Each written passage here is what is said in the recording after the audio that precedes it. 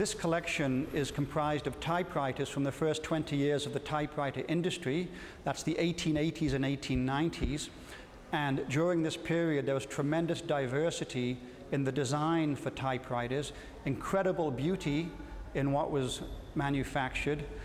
It wasn't until the beginning of the 20th century that a typewriter came along that would standardize all typewriters, so they essentially looked the same, and that was the Underwood. But prior to the Underwood coming along, there was an extraordinary explosion in typewriter design. There's various significances to this collection. I think what's particularly relevant right now is bringing them out into the public eye, and as I mentioned before, they have great beauty, remarkable designs, but perhaps most importantly, everyone can relate to these machines, and these machines provoke all sorts of memories from people who have typed as a child, or people perhaps who have never seen a typewriter but use a computer keyboard. So it really crosses all generations, both genders, and internationally. Keyboards are everywhere, so these typewriters speak to everyone.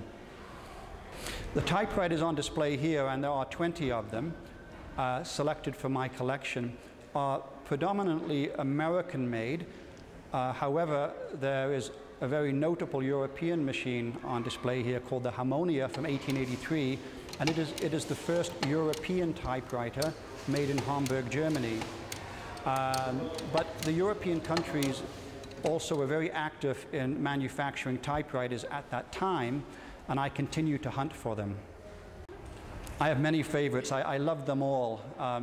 The Crandall typewriter, historically it's important in that it's the first typewriter to have a single type element, i.e. the IBM golf ball, so there were no type bars on it.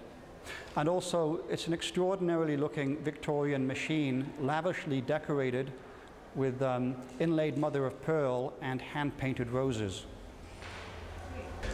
This typewriter here is the world's first typewriter with a daisy wheel, and those who have been around long enough will remember the daisy wheel from the typewriters from the 1970s, and it was a little nylon wheel with little flexible spokes for each character.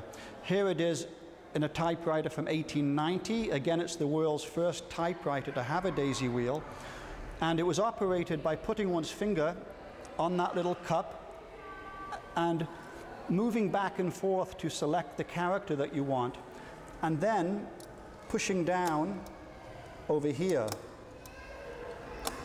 And this hammer would push the character towards the paper.